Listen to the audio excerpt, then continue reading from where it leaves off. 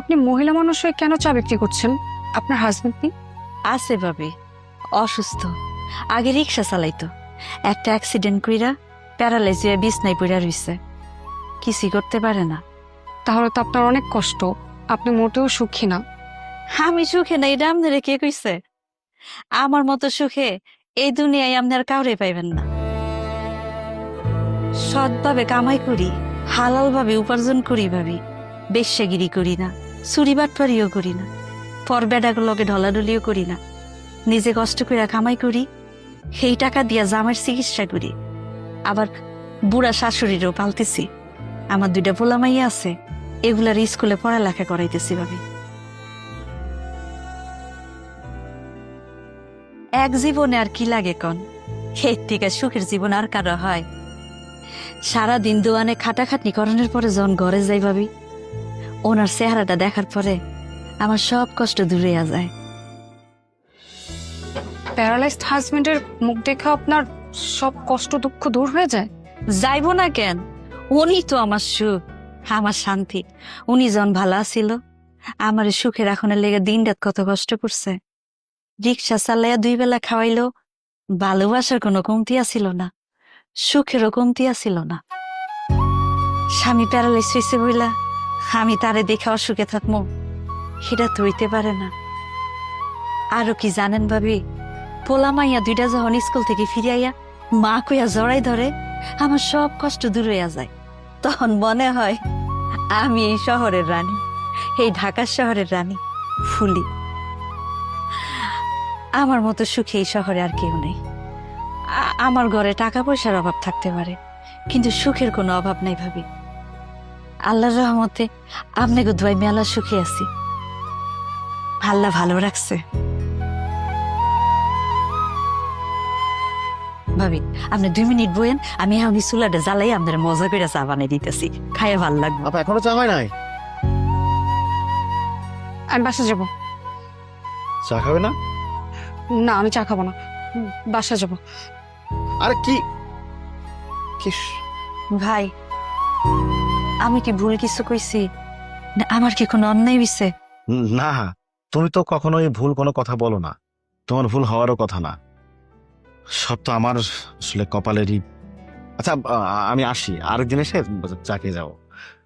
এই নিশা,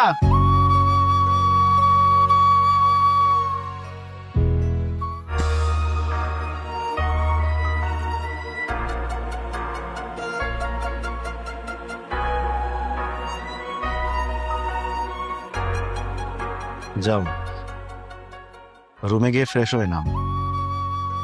ঘুম থেকে উঠে কালকে সকালে লয়ারের কাছে গিয়ে যাবতীয় ফর্মালিটিস পূরণ করেন। তুমি তো ডানা মেলা পাখির মতো উঠতে চেয়েছিলা, কালকে থেকে উঠতে পারবা, তোমার ছুটি।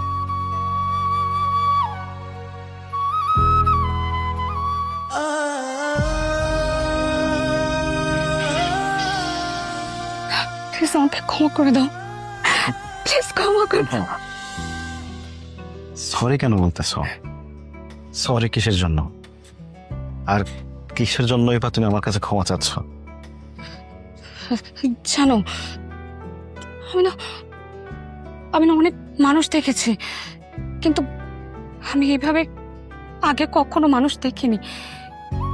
মানুষের জীবনে এত কষ্টে থাকার পরেও তারা এত সুখে কিভাবে থাকতে পারে, এটা কখনোই আগে আমার চোখে পড়েনি। শুধু তুমি না, আমাদের আশেপাশের অনেক মানুষ এইভাবে কখনো দেখে নাই, অনেকের চোখে পড়ে না। আমরা যদি আমাদের আশেপাশের মানুষগুলোর দিকে একবার ভালো করে তাকাই, তাহলে আমরা বুঝতে পারবো যে আমরা কত ভালো আছি, কত সুখে আছি। আচ্ছা নিশা, তুমি যখন প্রত্যেকদিন বাসা থেকে বের হও কোথাও যাওয়ার জন্য, যাওয়ার পথে কি একটি বারের জন্য রাস্তার আশেপাশে তাকিয়ে দেখছো যে একজন অন্ধ মানুষ, সে একটা লাঠিতে ভর করে হাঁটছে, একজন পঙ্গু চলতে পারে না, রাস্তায় গড়ায় গড়ায় মানুষের কাছে হাত পেতে ভিক্ষা করে তার দিন যাপন করছে, একজন বোবা মানুষ কথা বলতে পারে না, তার তো দিন যাচ্ছে, সে মানুষটার ভিতরে হ্যাপিনেস আছে, সুখে আছে। আল্লাহর কাছে অশেষ শুকরিয়া আদায় করো যে তুমি তাদের মতো না। আর একটা কথা কি জানো, রাস্তার পাশে মাত্র 500 টাকা 1000 টাকা নিয়ে হকাররা বাদাম বিক্রি করে, ঝালমুড়ি বিক্রি করে, সেইটা দিয়েও তাদের সংসার চলে। তার ভিতরে তারা সুখ খুঁজে নেয়।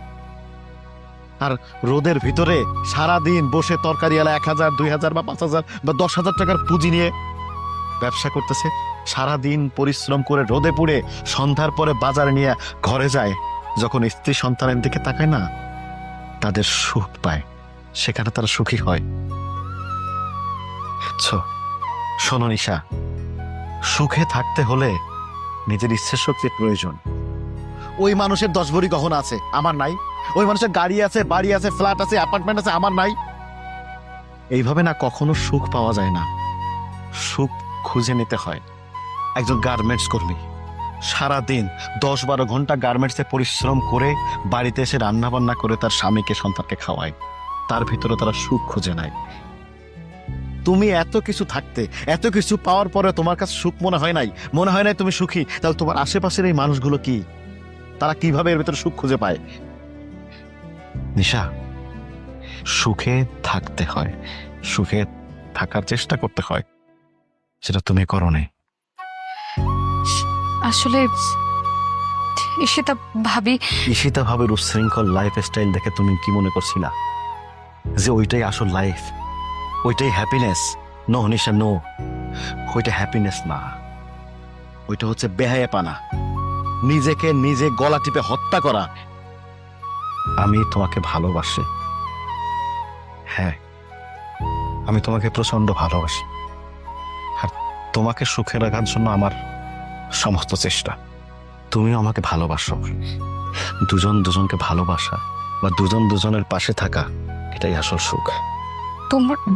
তোমার জন্য না আমি আমার অনেক বড় ভুল বুঝতে পেরেছি, মানুষকে এইভাবে দেখতে পেরেছি। আমিও তোমাকে অনেক বেশি ভালোবাসি। আজকের পর থেকে আমি আর কোনোদিন কখনো তোমাকে ছেড়ে যাওয়ার কথা বলবো না, ডিভোর্সের কথা বলবো না। প্লিজ আমাকে ক্ষমা করে দাও। তোমাকে আর ক্ষমা চাইতে হবে? আমি জানি তো, আমি জানি আমার লক্ষ্মী বউটাকে আমি যেমন ভালোবাসি, সেও আমাকে ততটা ভালোবাসে। শুধুমাত্র ওই মোহের কারণে আমার এই লক্ষ্মী বউটার মাথার ভিতরে একটা ভূত বসছিল।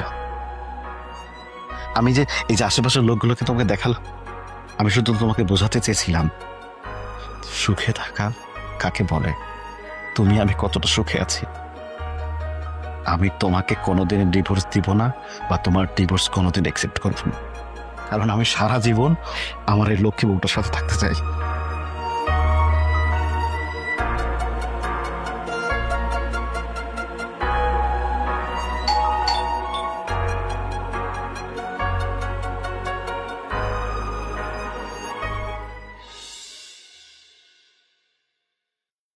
কি ব্যাপার বাচ্চা ভাই, আপনার কেমন দেখাচ্ছে কেন? আমার সব শেষ হয়ে গেছে ভাই, আমার সব শেষ। শেষ? সর্বনাশ হয়েছে মানে? কি হয়েছে বলবেন তো?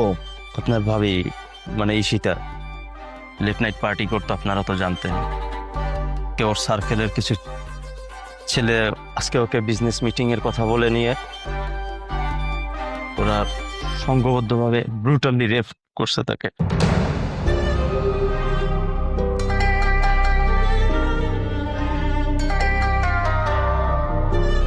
বাচ্চা ভাই, বাচ্চা ভাই প্লিজ ভেঙে পড়বেন না। মানে ভাবি এখন কোথায়, ভাবি কি অবস্থায় আছে? ওই কুত্তার বাচ্চাগুলো ওর সাথে এমন পাশবিক নির্যাতন করেছে, ও সেন্সলেস হয়ে গিয়েছিল। হোটেলের কিছু লোকজন ওর মোবাইল থেকে আমাকে ফোন দিয়ে ডাকে, আমি ওকে সেন্সলেস অবস্থায় হসপিটালে নিয়ে যাই। আদিব ভাই, ওর অনেক রক্তের প্রয়োজন, ওর অনেক ব্লাডের প্রয়োজন। আপনার সার্কেলে আপনি বলেছিলেন যে আপনি ফেসবুক একটা ব্লাড ডোনেশন সার্কেল মেনটেন করেন, আপনি কাইন্ডলি ওর জন্য একটু ব্লাড ম্যানেজ করে দিবেন প্লিজ। বাচ্চা ভাই আপনি কোনো চিন্তা করেন না, আপনি একটা কাজ করেন, আপনি হসপিটাল ভাবির কাছে যান, আমি রক্তের ব্যবস্থা করে দিচ্ছি, কোনো চিন্তা করতে হবে না আপনাকে। আর আপনি যাওয়ার সময় মানে হসপিটালের অ্যাড্রেসটা আমাদের টেক্সট করে দেন প্লিজ প্লিজ। আমি ব্যবস্থা করতেছি, আপনি যান ভাবির কাছে।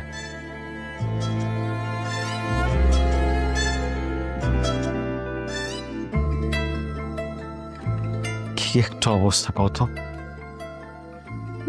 জানো আজ তো সীতা ভাবির সাথে আমারও যাওয়ার কথা ছিল। আমি যদি যেতাম তাহলে আমার সাথেও। কি বলতেছো তুমি এগুলো? আল্লাহ যা করে ভালোর জন্য করে। তুমি সুখের সন্ধানে না অসুখের ভিতরে হারিয়ে যেতে চাচ্ছি না। চিন্তা করো না, চলো।